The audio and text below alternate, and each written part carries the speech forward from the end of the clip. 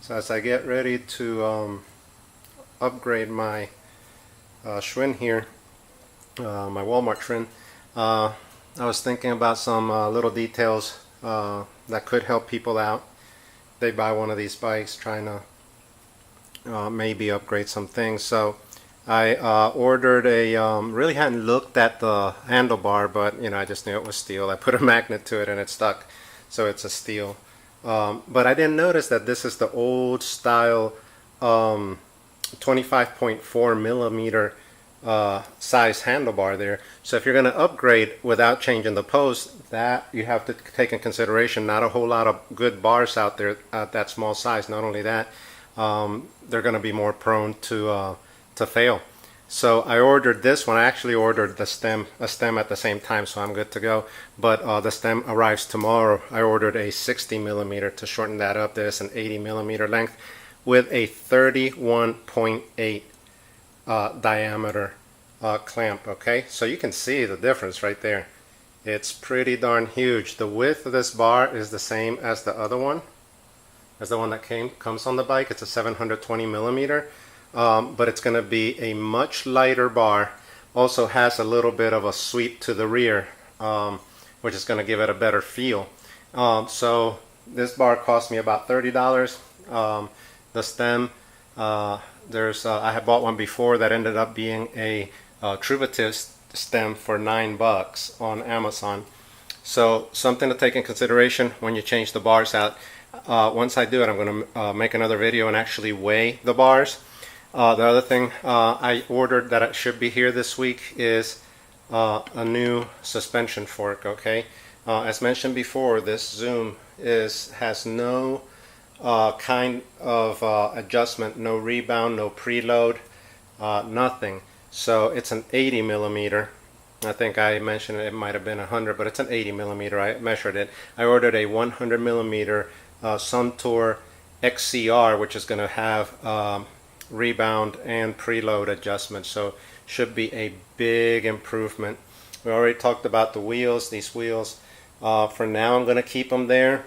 I changed out the bottom bracket, and this one is much smoother.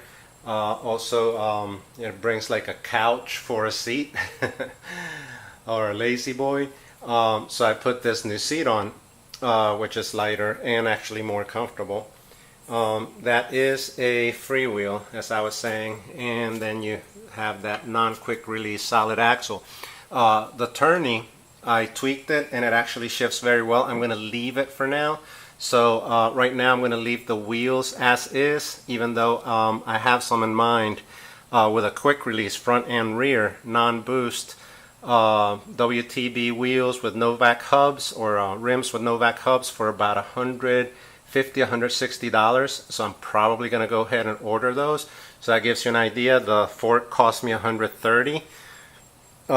And just with what I did with changing the crank and the pedals and the seat, it went from 37 to 35 pounds. Okay, so once I do the next upgrades, I'm probably going to make a video of, I'm going to take this sucker apart and just show you what it's like inside, because that'll be rather interesting.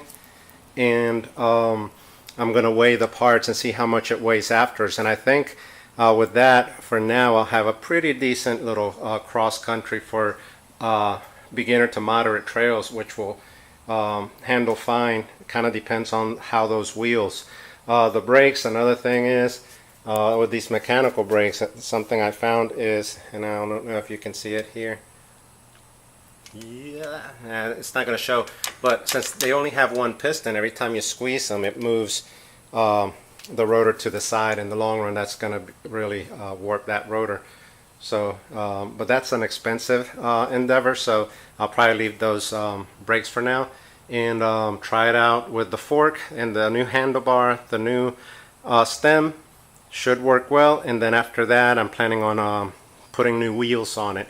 By then I'll probably have, I don't know, $600–700 into this bike, and there will probably be a little better components than what you can get for a $500–600 bike. For example, I was looking at the Diamondbacks and a 29er Same thing in Nash bar, 29er with those components will run you about $600, and you'll get an XCT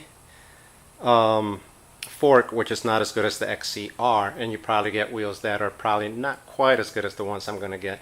So in the end, it might be worthwhile because I'll be able to ride it with these wheels for a while with the new fork, and I'm still maybe $400 into it. Keep in mind that I had that crank laying around, I had that seat laying around. Oh, and I also changed the front derailleur to an LX. Same thing, I had one laying around, so right now there's no money in it and lost 2 pounds with parts I had laying around. So if you're interested in the build, hopefully we'll see what the final weight of the bike is, and we'll take it out on a real trail and see how it performs. My point of comparison will be my 2 Diamondbacks. So, but they're full suspension, so it's not fair. So I'll take it into a more cross-country type trail. Still getting used to the 29er inch wheels. They are, you know, they do feel big, but they do roll over everything like they say. So we'll see how it comes out. Thanks for watching.